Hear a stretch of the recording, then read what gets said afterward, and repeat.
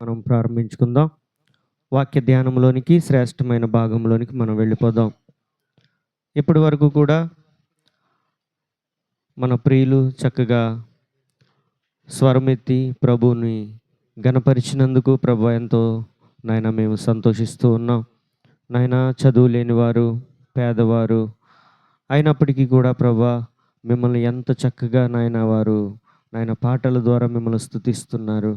నాయన వారికి ఇచ్చినటువంటి ఆ జీవ నాయన ఆ స్వరము కొరకే మీకు వందనాలు. నాయన అనేకులకు స్వరం ఉన్నది కానీ మిమ్మల్ని స్తుతించలేకపోతా ఉన్నారు. కానీ నాయన మీరు మా ప్రియులకు ఇచ్చినటువంటి ఆ విలువైనటువంటి వాక్కు కొరకు మీకు వందనాలు. ఆ స్వరము కొరకు మీకు వందనాలు. నాయన మిమ్మల్ని ఎల్లప్పుడూ నాయన స్తుతించేవారిగా, ఆరాధించేవారిగా పాటల ద్వారా, జీవితము ద్వారా మిమ్మల్ని ఆరాధించే జీవితం మాకు దయచేయమని నాయన వట్టివాడును, బలహీనుడును నాయన నా ప్రక్కన నిలిచి మీ మాటలు నా నోట ఉంచండి. ఆ మాటలు చెబుతున్నటువంటి నాకును, వినుచున్న మా ప్రియులకు, మా అందరికీ కూడా మేలుకరంగా మీ వాక్యమును అందించమని, నన్ను మీ స్వాధీనంలో ఉంచుకోమని, మీ ఆరాధన పైన మీరు నాయకులుగా, అధ్యక్షులుగా ఉండి నాయన నడిపించమని నజరేయుడైన యేసు నామమున అడిగి వేడుకొనుచున్నాము తండ్రి. ఆమేన్. కూర్చోండి ప్రియులారా. కొత్త నిబంధన అపోస్తుల కార్యములు 27వ అధ్యాయము 31వ వచనం నుండి కొన్ని వచనాలు చదువుకుందాం. అపోస్తుల కార్యములు 27వ అధ్యాయము, కొత్త నిబంధన అపోస్తుల కార్యములు 27వ అధ్యాయము 31వ వచనము. అందుకు పౌలు తీసారమ్మందరూ. అపోస్తుల కార్యములు 27వ అధ్యాయము 31వ వచనము, పేజీ నెంబరు 130, కొత్త నిబంధన. చదువు. అందుకు పౌలు వీరు ఓడలో ఉంటేనే గాని మీరు తప్పించుకొనలేరని శతాధిపతితోను సైనికులతోనూ చెప్పెను. వెంటనే సైనికులు పడవ త్రాళ్ళు కోసి దాన్ని కొట్టుకుని పోనిచ్చిరి. తెల్లవారుచుండగా పౌలు 14 దినముల నుండి మీరేమీ పుచ్చుకొనక ఉపవాసముతో కనిపెట్టుకుని ఉన్నారు గనుక ఆహారము పుచ్చుకొనుడని మిమ్మును వేడుకొనుచున్నాను. ఇది మీ ప్రాణ రక్షణకు సహాయమగును. మీలో ఎవని తల నుండి ఒక్క వెంట్రుకైనను నశింపదని చెప్పుచు ఆహారము పుచ్చుకొనుడని అందరినీ బ్రతిమాలెను. చాలు ప్రియులారా, దేవుని వాక్యం వైపు మన దృష్టి ఉంచుదాం. ఎవరు మాట్లాడొద్దు, అటు ఇటు చూడవద్దు, ఎవరు మాట్లాడకూడదు. కొద్ది నిమిషాలే మనం దేవుని వాక్యాన్ని నేర్చుకుందాం. ఇక్కడ పౌలు దేవునిని ఎరగినటువంటి అన్యులతో ఉన్నటువంటి ఒక వాడలో ఉన్నారు. ఆ వాడలో ఇంచుమించు 276 మనుషులు ఉన్నారు. 276 మంది మనుషులు ఉన్నారు. వారందరిలో కూడా దేవునిని ఎరిగిన వ్యక్తి ఒకే ఒక వ్యక్తి, పౌలు. ఆయన అంటున్నాడు, మీరు వాడలో ఉంటేనే గాని మీరు తప్పించుకోగలరు. మీరు వాడలో ఉంటేనే గాని మీరు తప్పించుకోగలరు. మీరు వాడ నుండి బయటికి వెళితే మీరు తప్పించుకోలేరు. ఉన్నది వాడలోనే, మీరు వాడలోనే ఉండండి అంటున్నాడు. ఎందుకనంటే శతాధిపతి, కొద్దిమంది సైనికులు కలిసి చిన్న చిన్న పడవలు కిందకి దించారు. సముద్రంలో దించి ఈ వాడ మునిగిపోబోతుంది, మనము ఈ చిన్న పడవల సహాయంతో మన ప్రాణాన్ని రక్షించుకుందాం అనుకుని కొద్దిమంది ఆ పడవలను కిందకి దించారు. దించితే వారి మధ్యన ఉండి ఈ పౌలు చెప్తున్నారు, మీరు ఆ చిన్న పడవలతో కిందకి దిగితే మీ ప్రాణాన్ని రక్షించుకోలేరు. మీరు ఈ ఓడలోనే ఉండాలి. ఎక్కడ ఉండాలి? మీరు ఈ ఓడలోనే ఉండాలి. మీరు బయటికి వెళితే మీకు రక్షణ లేదు. మీ ప్రాణాన్ని మీరు కాపాడుకోలేరు అంటున్నాడు. మీరు 14 దినముల నుండి ఉపవాసముతో కనిపెట్టుకుని ఉన్నారు గనుక మీరు కొంచెం ఆహారం తీసుకోండి. మీలో ఎవని తల నుండి ఒక్క వెంట్రుక కూడా నశించదో నేను గ్యారెంటీ అంటున్నాడు. ధైర్యముగా సవాలుకరంగా 276 మంది ఉన్నటువంటి ఆ ఓడలో ఉన్నటువంటి వారితో ఒక వ్యక్తి మాట్లాడుతున్నారు. అందరూ దేవునిని ఎరగినటువంటి వారే. దేవుణ్ణి ఎరిగిన వారు ఎవరునూ లేరు. వారందరూ గజగజ వణిగిపోతూ ఉన్నారు. అయ్యో, మనం ఈ పరిస్థితుల నుండి తప్పించుకోగలమా? ఈ ఓడ మునిగిపోబోతుంది. మన ప్రాణాన్ని ఎలాగ రక్షించుకోవాలి? మనం ఎలాగ బయటపడతాము అని వణిగిపోయి భయపడిపోయి గజగజలాడిపోతున్నారు. అలాంటి ఒక క్లిష్ట పరిస్థితుల్లో దేవునిని ఎరిగినటువంటి వాడు ఒకే ఒక వ్యక్తి ఉన్నాడు. ఆయన పౌలు. ఆయన చెప్తున్నాడు, మీరు ఈ ఓడలో ఉంటే మీ ప్రాణాన్ని మీరు రక్షించుకోగలరు. మీరు నేను చెప్పినట్లుగా మీరు వింటే మీ ప్రాణాన్ని రక్షించుకోగలరు. మీలో ఎవని తల నుండి కూడా ఒక్క వెంట్రుక కూడా నశించదో నేను గ్యారెంటీ అంటున్నాడు. నిన్నో పొద్దున చెప్పుకున్నాం. ఒక దేవుని సేవకుడు ఒక స్థలంలో అడుగు పెడితే అక్కడ ఏమొస్తుందండి? సమాధానం వస్తుంది. సమాధానము లేని కుటుంబంలో ఒక వ్యక్తి, ఒక దేవుని సేవకుడు అడుగు పెడితే ఆ గృహంలో సమాధానం వస్తుందండి. ఒక సేవకుడు ఒక ప్రాంతానికి వెళితే అక్కడ నెమ్మది వస్తుందండి. అక్కడ సత్యము ప్రకటింపబడుతుంది. చీకటి శక్తులు అన్నీ బంధించబడతాయి. చీకటిగా ఉన్న ప్రదేశాలు వెలుగుగా మారిపోతాయి. ఈ దైవజనుడు ఉన్నటువంటి ఈ ఓడ ఒక ఘోర ప్రమాదానికి చిక్కుకుపోయిందండి. ఒక పెను తుఫానులో చిక్కుకుపోయింది. ఓడ బయలుదేరింది. కొద్ది సమయానికే తుఫాను ప్రారంభమైపోయింది. ఆ ఓడ ముందుకు నడిపించడానికి బదులుగా గాలి ఎటు వీస్తే అటు కొట్టుకుపోతుంది. ఓడ ఎలా వెళ్ళాలండి? ఓడ నడుపు వాని ఉద్దేశం చప్పున వెళ్ళాలి. అవునా? ఓడ నడిపించేవాడు ఎటు నడిపితే అటు వెళ్ళాలి. కానీ పరిస్థితి అలా లేదు ఇక్కడ. ఎలా ఉంది? గాలికి ఎటు గాలి వీస్తే అటు కొట్టుకుపోతుంది. దానికి ఒక గమ్యము ఆది అంతం ఏమీ లేదు. ఎటు పడితే అటు కొట్టుకుపోతుంది. అలా కొట్టుకుపోతూ 3 రోజులు అయిపోయింది. ఎన్ని రోజులు అయింది? 3 రోజులు అయింది. 3 రోజుల తర్వాత అయ్యో, మనం కొట్టుకుని పోతున్నాము. ఈ ఓడ చూస్తే సరుకులు మనుషులతో చాలా బరువుగా ఉంది. ఈ ఓడను తేలిక చేద్దామని చెప్పి తమ చేతులారా తాను తెచ్చుకున్న సరుకులన్నీ సముద్రంలో పడేశారు. ఈ ఓడ బరువుకు మునిగిపోతుందేమో అని ఆహార పదార్థాలన్నీ అందులో పోసేశారు. గోధుమలన్నీ అందులో పోసేశారు. సముద్రంలో పారేసేశారు. మంచి వస్తువులు, విలువైన వస్తువులు అన్నీ కూడా తమ చేతులారా తీసుకొచ్చినవి అన్నీ అందులో పాడేశారు. 3 దినములు అయిపోయింది. సూర్యుడు కనిపించట్లేదు, చంద్రుడు రావట్లేదు, నక్షత్రాలు రేవు. అది పగలో రాత్రి కూడా అర్థం కావట్లేదు. అది పగలో రాత్రి కూడా ఏమీ తెలియట్లేదు. సూర్యుడు కనబడట్లేదు, చంద్రుడు కనబడట్లేదు, నక్షత్రాలు కూడా లేవు. అలాంటి ఒక కల్లోలమైన పరిస్థితుల్లో, క్లిష్టమైన పరిస్థితుల్లో ఒక దైవజనుడు ఆ ఓడలో ఉన్నాడు.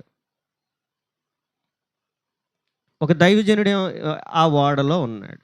అతను చెప్తున్నాడు, అయ్యలారా, ఈ ప్రయాణము ఇప్పుడు చేయకూడదని నేను ముందుగానే చెప్పానా అన్నాడు. అతను ముందుగానే చెప్పాడండి. ఈ యువతలు వచనాలు చూడండి.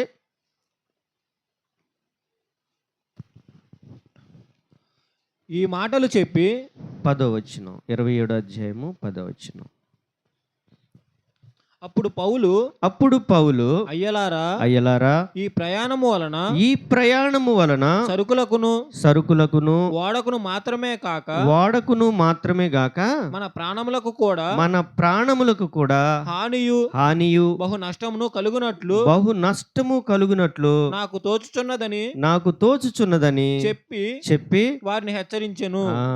చూశాడండి, వాడ బయలుదేరక ముందే చెప్పాడు పౌలు, అయ్యలారా అన్నాడు, అయ్యలారా ఈ ప్రయాణము వలన వాడకు సరుకులకు మాత్రమే కాదు మన ప్రాణాలకు కూడా చాలా ప్రమాదం ఉంది అన్నాడు.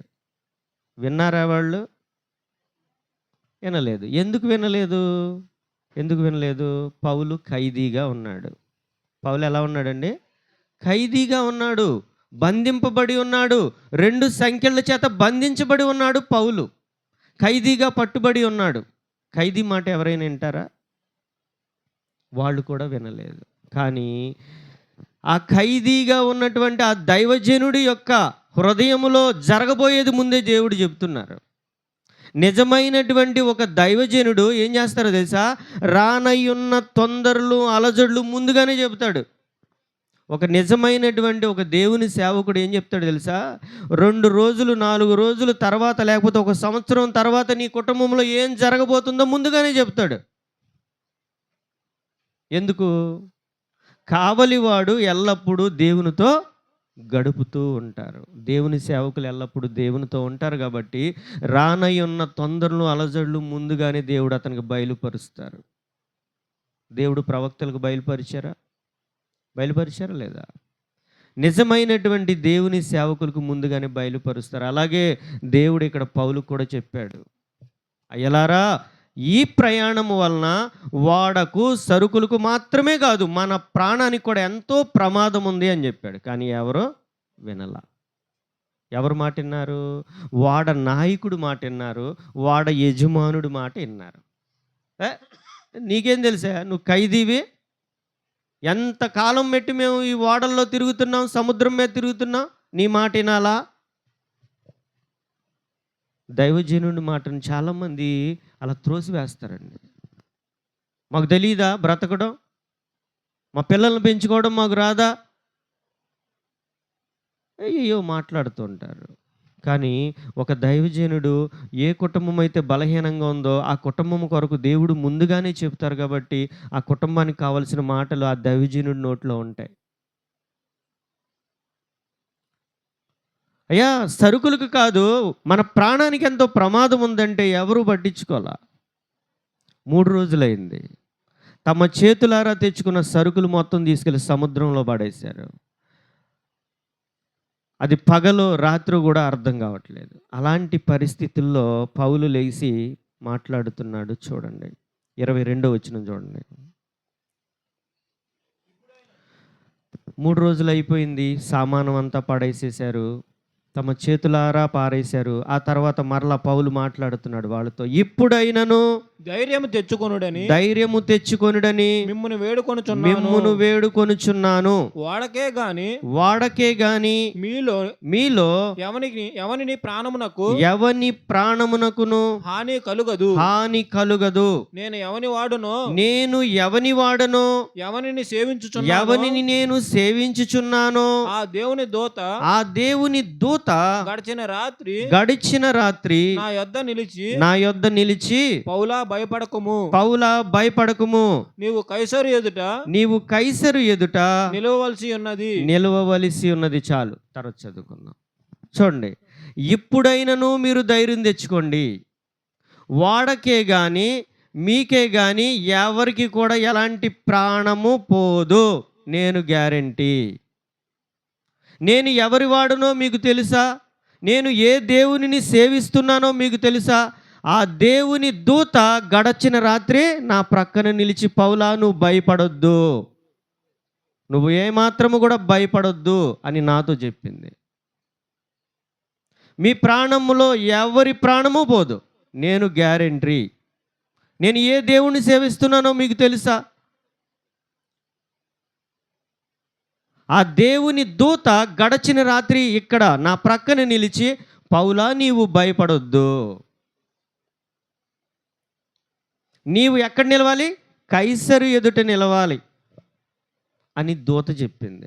కైసరు అంటే ఎవరండి తెలుసా? కైసరు అంటే రోమా చక్రవర్తి. రోమా చక్రవర్తి ముందు నీవు నిలవబడాలి. ఒకసారి యువతల పక్క చూడండి, ఒకసారి 2 పేజీలు యువతలకి తీయండి.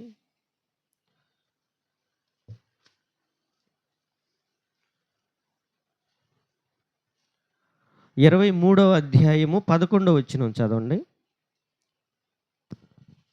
ఆ రాత్రి ఆ రాత్రి ప్రభువు అతని యొద్ద నిలుచుండి ధైర్యంగా ధైర్యముగా ఉండుము, యెరూషలేములో నన్ను గూర్చి నీవెలాగు సాక్ష్యం ఇచ్చితివో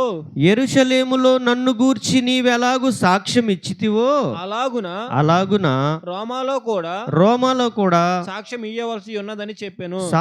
ఇవ్వవలసి ఉన్నదని చెప్పాను. దేవుడు ముందుగానే అతను ప్రక్కన నిలిచి చెప్పాడండి, యెరూషలేములో నన్ను గూర్చి నీవు ఎలాగో సాక్ష్యం ఇచ్చావో నువ్వు రోమాలో కూడా సాక్ష్యం ఇవ్వాలి అని చెప్పారు. అందుకని రోమాకి బయలుదేరాడు పౌలు. ఖైదీగా పట్టబడ్డాడు. ఎన్నో మార్లు తాను ఏమీ తప్పు చేయలేదని నిరూపించుకునే అవకాశాలు వచ్చినప్పటికీ కూడా నేను నిరూపించుకోను, నేను కైసరు ఎదుట నిలిచి నా సాక్ష్యాన్ని అక్కడ చెబుతాను అంటున్నాడు పౌలు. తాను 2-3 సార్లు అనేక మంది న్యాయ సభల ముందు నిలబడ్డాడు. తాను ఏ తప్పు చేయలేదని అతను వాదించుకోవడానికి ఎన్నో అవకాశాలు వచ్చినాయి, కానీ వాదించలా. ఎక్కడికి వెళ్ళాడు? నా సాక్ష్యాన్ని ఎక్కడ చెప్పాలి? కైసరు ముందు చెప్పుకుంటాను, అక్కడికి తీసుకెళ్ళండి నన్ను అన్నాడు. అందువలన సరే నువ్వు కైసరు దగ్గరికి వెళ్తానంటున్నావు కాబట్టి అక్కడికే పంపిస్తున్నావు అని చెప్పి రోమాకి పంపిస్తున్నారు. రోమాలో ఉన్నాడు కైసరు. ఈ వాడ ఇక్కడే మునిగిపోయింది అనుకోండి, ఆయన కైసరు దగ్గరికి వెళ్తాడా?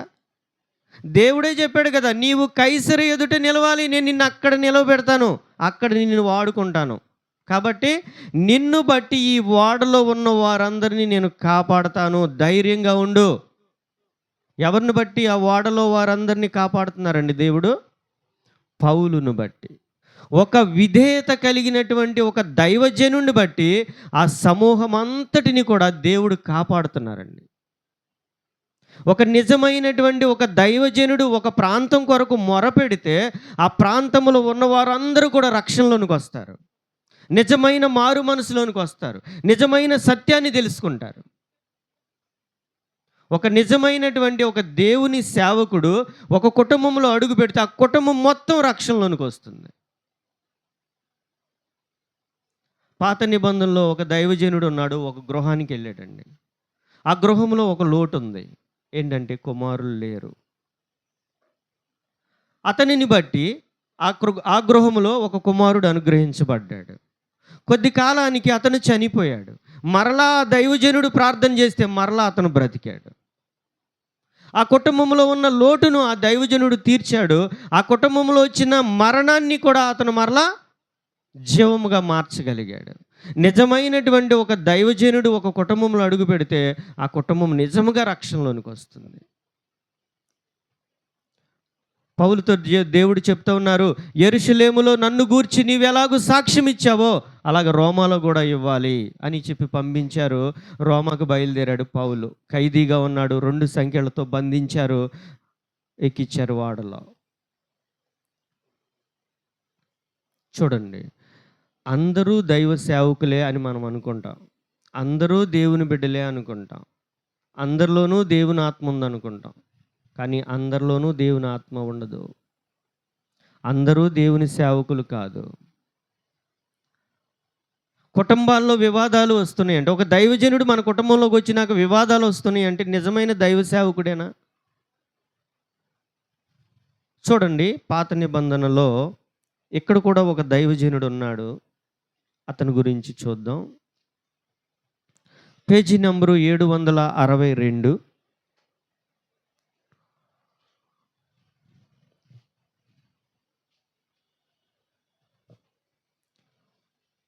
762 మొదటి అధ్యాయము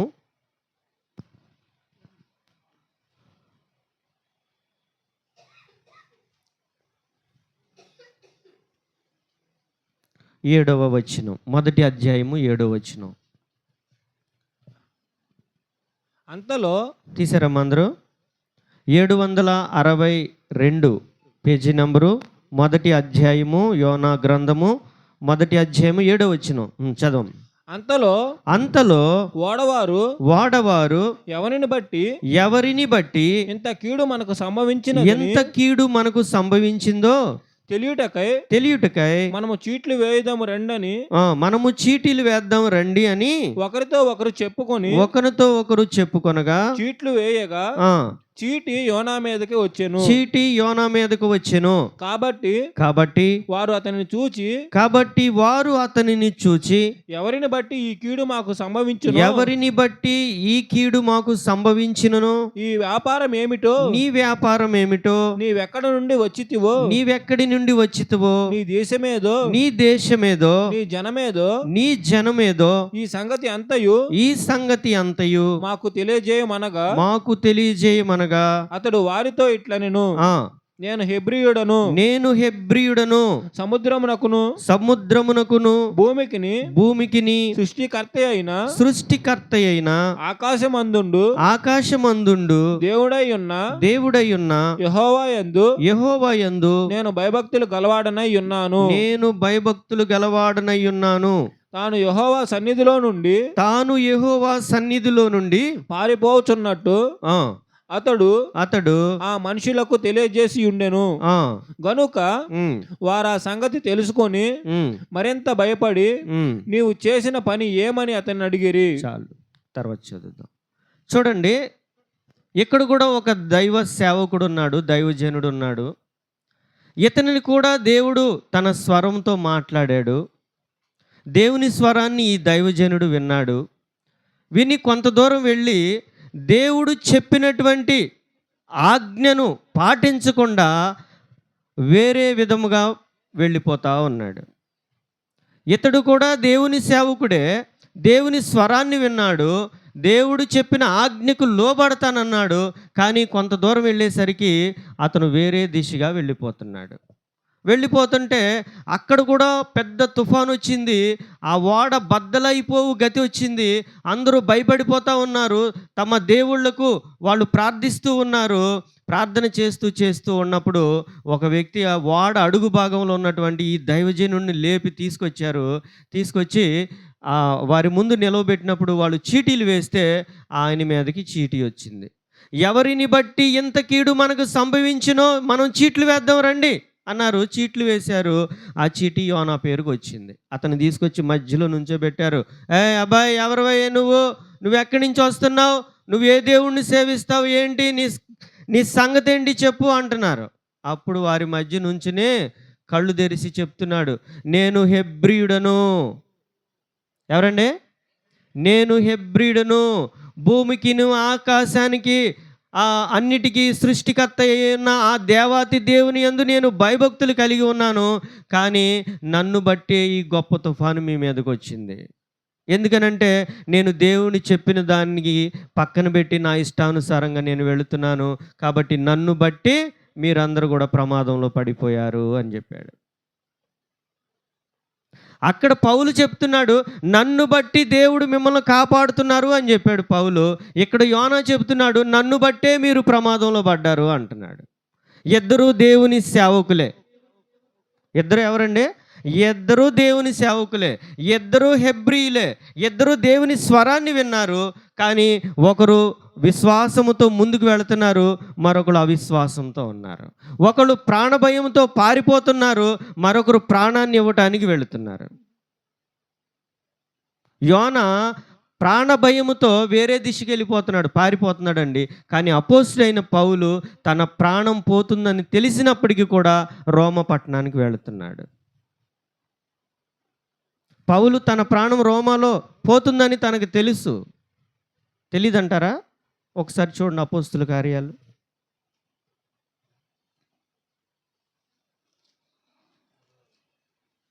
కాదు, నేను చెప్తాను.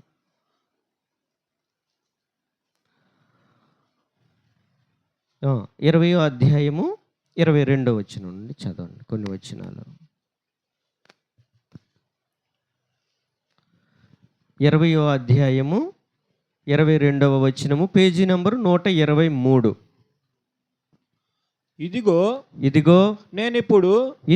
నేనిప్పుడు ఆత్మయందు ఇదిగో నేనిప్పుడు ఆత్మయందు బంధింపబడిన వాడనై బంధింపబడిన వాడనై యెరూషలేమునకు వెళ్ళుచున్నాను. యెరూషలేముకు వెళ్ళుచున్నాను. అక్కడ నాకు ఏమేమి సంభవించునో తెలియదు గాని బంధకములను శ్రమలను నా కొరకు కాచుకొని ఉన్నవని పరిశుద్ధాత్మ ప్రతి పట్టణంలోను నాకు సాక్ష్యం ఇచ్చుచున్నాడని తెలియను. ఇంకా అయితే దేవుని కృపా సువార్తను గూర్చి సాక్ష్యమిచ్చుటయందు నా పరుగును నేను ప్రభు అయిన యేసు వలన పొందిన పరిచర్యను తుదముట్టించవలెనని నా ప్రాణము నాకెంత మాత్రమును ప్రియమైనదిగా ఎంచుకొనట్లేదు. చూడండి, ఇదిగో నేనిప్పుడు ఆత్మయందు బంధింపబడిన వాడినై యెరూషలేము వెళుతున్నాను. అక్కడ నాకు ఏమేమి సంభవించునో నాకు తెలీదు, కానీ బంధకాలు ఉన్నాయి, నన్ను బంధిస్తారు, నన్ను కొడతారు, చెరసాల్లో వేస్తారు. అయినప్పటికీ నేను భయపడను. ఎందుకు? దేవుడు చూడండి కింద, దేవుని కృపా సువార్తను గూర్చి సాక్ష్యమిచ్చుటయందు నా పరుగు నేను ప్రభు అయిన యేసు వలన పొందిన పరిచర్యను తుదముట్టించాలి.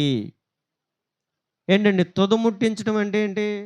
చివరి వరకు నేను నమ్మకంగా క్రీస్తుకే లోబడి ఉండాలి, ప్రాణభయంతో నేను వెనుక తిరిగి వెళ్ళిపోను. చూడండి, ఇటే పక్కన ఇంకొక వచనం ఉంది చూడండి, 20వ అధ్యాయము 36వ వచనం చూడండి. అతడు ఇలాగు చెప్పి మోకాళ్ళుని వారందరితో ప్రార్థన చేసెను. అప్పుడు వారందరూ చాలా ఏడ్చిరి.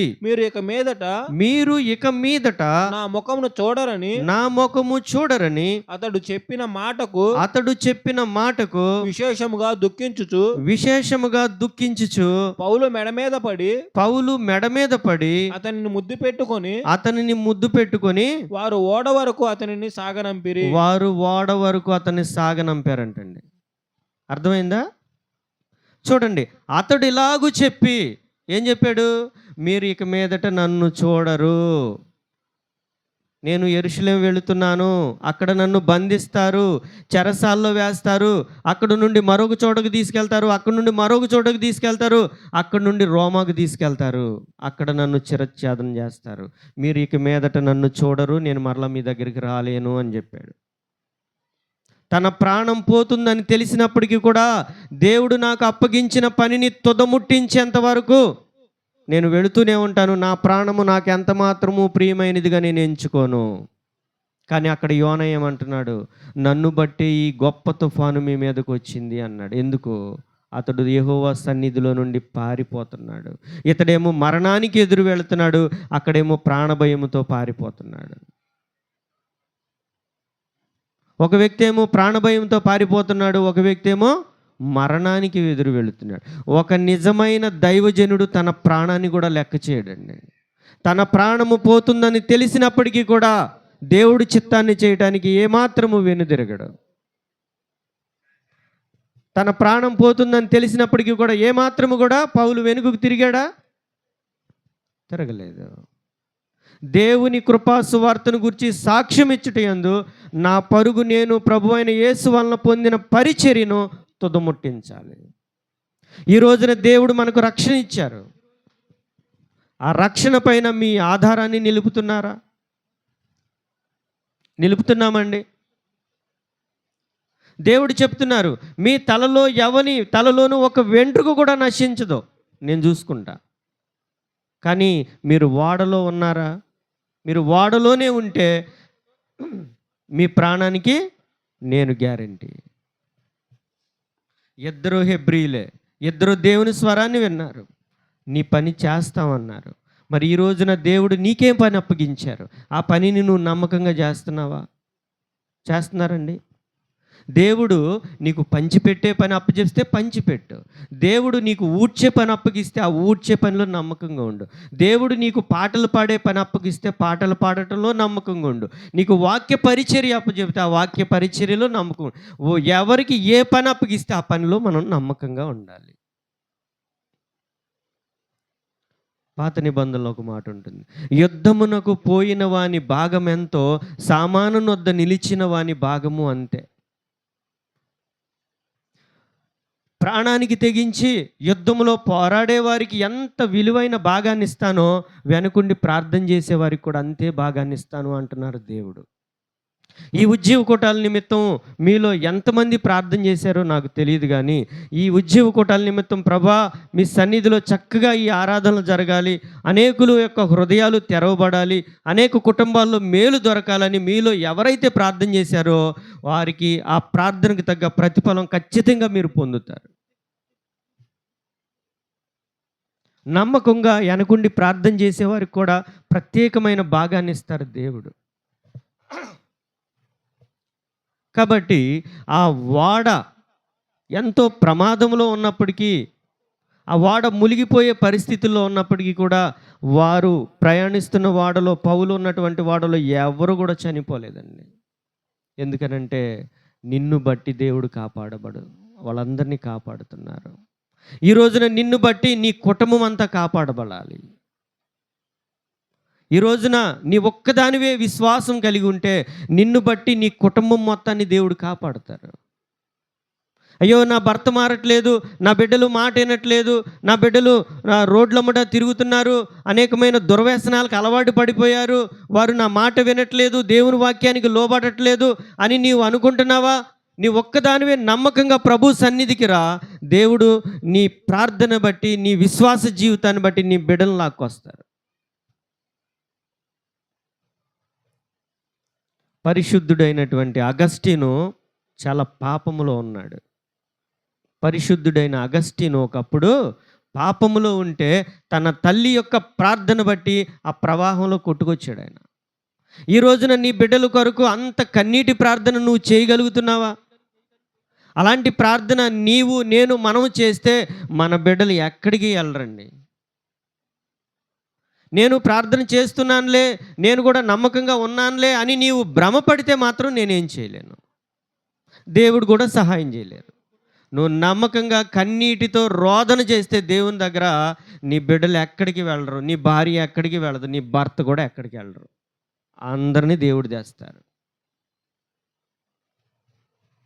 కన్నీటితో విత్తడం మనం నేర్చుకోవాలి. కన్నీటితో విత్తితే సంతోషంగా పంట కోసుకుంటామండి. శ్రద్ధగా పనిచేసే వాళ్ళు ఏమవుతారండి? ఐశ్వర్యవంతులు అవుతారు. బద్ధకంగా పనిచేసే వాళ్ళు ఏమవుతారు? దరిద్రులు అవుతారు. శ్రద్ధగా పనిచేస్తే ఐశ్వర్యవంతులు అవుతారు, బద్ధకంగా పనిచేస్తే దరిద్రులు అవుతారు. నమ్మకంగా ప్రార్థన చేసేవాళ్ళు ఎప్పుడు జయించు వారిగా ఉంటారు. ఎప్పుడో ఒకప్పుడు చేద్దాంలే చూద్దాంలే అనుకునేవాళ్ళు ఎప్పుడు నష్టపోతూనే ఉంటారు. దేవుడు నమ్మకత్వాన్ని చూస్తారండి. ఒక విషయాన్ని చెప్తాను. మొదటి రాజు సౌలు గురించి మీకు అంత తెలుసు, కానీ ఒక చిన్న పోలిక చెప్తాను. సౌలు తప్పు చేశాడండి. దేవుడు చెప్పింది చేయకుండా తన ఇష్టం వచ్చింది చేశాడు సౌలు, మొదటి రాజు. దావీదు కూడా దేవునికి ఇష్టము కాని వ్యతిరేకమైన కార్యం చేశాడు, అతడు కూడా రెండవ రాజు. ఒకళ్ళేమో మొదటి రాజు, రెండో వ్యక్తి ఏమో రెండవ రాజు. ఇతను తప్పు చేశాడు, ఇతను కూడా తప్పు చేశాడు. ఇతనేమో ఒక చిన్న తప్పు చేశాడు, దావీదేమో ఘోరమైన తప్పు చేశాడు. సౌలు తప్పు చాలా చిన్నదే, కానీ దావీదు తప్పు చాలా ఘోరమైనదే. కానీ దావీదు కనికరించబడ్డాడు, సౌలు కొట్టివేయబడ్డాడు. దీనికి కారణం ఏంటో చెప్పండి, మీకు తెలిస్తే చెప్పండి, ఎవరైనా చెప్పచ్చు.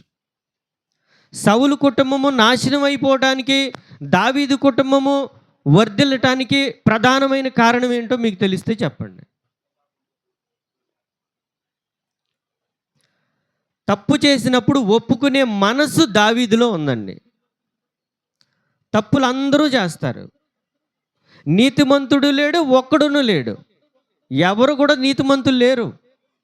ఎలాంటి వారైనా ఏదో ఒక సందర్భంలో ఎక్కడో అక్కడ తప్పు చేస్తారు. కానీ ఒప్పుకునే మనస్సు మనలో ఉండాలి.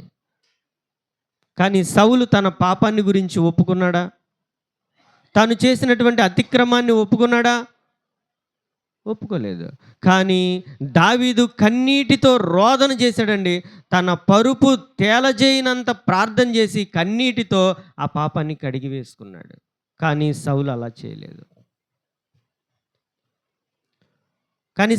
చేయలేదు. సౌలు కుటుంబము నాశనం అయిపోవడానికి, దావీదు కుటుంబము వర్ధిల్లటానికి ఇదే ప్రధానమైన కారణం. ఈ రోజున నా జీవితంలో తప్పు జరిగింది, నా జీవితంలో పొరపాటు జరిగింది, నా జీవితంలో పాపం వచ్చింది అని మీకు తెలుసు, మనకు తెలుసు, నాకును తెలుసు. కానీ దాన్ని ఒప్పుకునే మనసు మనలో ఉందా?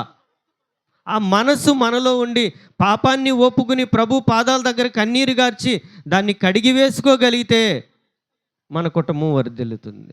లేకపోతే ఎంత బలమైన వారమైనప్పటికీ, ఎంత జ్ఞానులమైనప్పటికీ కూడా మన పాపమును బట్టి మనము ఓడిపోతాం. సౌలు ఓడిపోవడానికి కారణం ఏంటంటే ప్రభు సన్నిధిలో తాను చేసిన తప్పును పొరపాటును ఒప్పుకోలేదు. కానీ దావీదు ఒప్పుకున్నాడు. కాబట్టి కనికరించబడ్డాడు. ఈ రోజున మనం కనికరించబడాలి అంటే, మన కుటుంబం వర్ధిల్లాలంటే, మన బిడ్డలు దేవుని సన్నిధిలో ఒలీవ మొక్కల వలె ఉండాలంటే ఏం చేయాలి? చేసిన ప్రతి తప్పు, ప్రతి పాపము, ప్రతి అవిధేయత ప్రభు సన్నిధిలో ఒప్పుకోవాలి. అలాగ ఒప్పుకునే మనస్సు మన జీవితంలో ఉంటేనే మనం వర్ధిల్లుతాం. లేకపోతే ఎన్నడూ వర్ధిల్లలేం. 2,000 మంది నీ కొరకు ప్రార్థన చేసినా సరే, నీ జీవితంలో తప్పు, పొరపాటు, పాపం ఉంటే ఎవరూ నిన్నేం చేయలేరు. నీవు ఒప్పుకోవాలి. ఎవరు ఒప్పుకోవాలండి? నీ పాపాన్ని నేను ఒప్పుకుంటే కడగబడదు. నీ శరీరం మురికి అయిపోయిందండి, నేను 4 సార్లు స్నానం చేస్తా, నువ్వు శుభ్రం అవుతావా? ఏం చేయాలి? నీవు స్నానం చేయాలి. ఆ పరిశుద్ధ జలంలో నీవు నిలువెల్లా ములగాలి. ప్రభువా, నేను పాపిని, నేను పాపంలో ఉన్నాను, మీ సన్నిధిలో ఉన్నాను, పాపంలో ఉన్నాను, మీ సన్నిధిలో ఉన్నాను, పాపంలో ఉన్నాను, నన్ను దయతో క్షమించు, ఇక మీదటి ఎన్నడూ ఆ పాపంలోనికి నన్ను వెళ్ళనీయొద్దు ప్రభువా అని ప్రభు సన్నిధిలో మనం ఒప్పుకొని కన్నీరు గార్చి రోదన చేస్తే, దేవుడు పడమటికి తూర్పు ఎంత దూరమో అంత దూరంలో పారేస్తారు మన పాపాన్ని, మన అవిధేయతను అంత దూరంలో పారేస్తారు. కొన్ని తెలిసి తెలియక తప్పులు, పొరపాట్లు సహజంగా అందరూ చేస్తారు. కాబట్టి ఏ తప్పైనా సరే, ఏ పొరపాటైనా సరే, నీ జీవితంలో ఏది ఆటంకంగా ఉంది, పరిశుద్ధ స్థలంలో అడుగు పెట్టడానికి నీకేది ఆటంకం అయిపోతుంది, నిన్ను అపవిత్రుడిగా ఏ కార్యం చేస్తుంది, అది మనం కనిపెట్టాలి. కనిపెట్టి ప్రార్థించినప్పుడు, కనిపెట్టి దేవుని సన్నిధిలో మొరపెట్టినప్పుడు మన బంధకాలన్నిటినీ ప్రభు విడిపించి మన మార్గాన్ని సరళం చేస్తారు. నీ ఒక్కదానివి అయినా పర్వాలేదు, కుటుంబంలో నువ్వు స్త్రీవైనా సరే. స్త్రీ గురించి బైబిల్లో ఒక మాట రాయబడి ఉంది. కుటుంబము కట్టాలన్నా, కుటుంబము నాశనం చేయాలన్నా స్త్రీ చేతుల్లోనే ఎక్కువగా ఉంటుంది అని చెప్పింది దేవుని వాక్యం. మరలా ఏం చెప్పిందంటే, స్త్రీ అల్పఘటము అని కూడా చెప్పింది. స్త్రీ కుటుంబాన్ని కట్టగలదు, నాశనం కూడా చేయగలదు. స్త్రీ చాలా అల్పఘటం, అంటే సున్నితమైన వ్యక్తి అని అర్థం. దేవుని వాక్యంలో ఒక స్త్రీ ఉందండి, తన కుటుంబాన్ని మొత్తాన్ని నాశనం చేసేసింది. తెలుసా ఎవరో? చాలా రాజు తన భర్త, కానీ భర్తని ఏలిందండి. భర్తనే ఏలి తన యొక్క తెలివితేటలన్నీ కూడా ఆ రాజ్యం మీద ప్రయోగించింది. చివరికి ఏమైపోయిందంటే, పైనుండి కింద పడి చనిపోయి కుక్కల చేత పీక్కు తినే స్థితికి వచ్చింది. ఒక మహారాణి కుక్కల చేత పీక్కు తిన్నది. కొత్త నిబంధనలో మరొక స్త్రీ ఉంది, పౌలు ప్రసంగిస్తుంటే చక్కగా వింటుంది. ఆమె హృదయాన్ని దేవుడు తెరిచారు కాబట్టి తన కుటుంబాన్ని మొత్తాన్ని దేవుని సన్నిధికి తెచ్చుకుంది. ఒక స్త్రీ ఏమో తన కుటుంబాన్ని మొత్తాన్ని పాడు చేసుకుంది, యెజబెలు. మరొక స్త్రీ లూదియా హృదయాన్ని దేవుడు తెరిచారు. వాక్యాన్ని శ్రద్ధగా ఉంటుంది. ప్రియులారా, మీరు గమనించాలి, దేవుని వాక్యం వినబడేటప్పుడు అజాగ్రత్తగా ఉండకూడదు. దేవుని వాక్యం చెబుతున్నప్పుడు అజాగ్రత్తగా ఎన్నడూ ఉండకూడదు. నీకు కావలసిన మాట దేవుడు పలికిస్తూ ఉన్నప్పుడు నువ్వు అజాగ్రత్తగా ఉంటే నిన్ను దాటి వెళ్ళిపోద్ది. ఒక గుడ్డివాడు పక్కన కూర్చున్నాడు. జనం అంతా సందడి సందడిగా వెళ్తున్నారు. అతను గుడ్డివాడు కదా, అయ్యా అయ్యా ఏంటి జనం అంతా సందడిగా వెళ్తున్నారు ఏంటయ్యా అని అడిగాడు. అయ్యా నజరేయుడైన యేసు ఈ మార్గం గుండా వస్తున్నాడు అని చెప్పారు ఆయన. అతనికి తెలుసు నజరేయుడైన యేసు చేత అనేక అద్భుతాలు జరుగుతున్నాయని విన్నాడు అతను. అయ్యో నా గుడ్డితనం పోవాలంటే ఆయన నేను ఈరోజు కలుసుకోవాలి అని కేకలు పెడుతున్నాడు. అలా అంటున్నారు, ఎందుకయ్యా కేకలు పెడుతున్నావు, వస్తున్నాడుగా ఆయన నీ దగ్గరికి వస్తాడుగా అంటున్నారు. లేదు లేదు నేను కేకలు పెట్టాలి.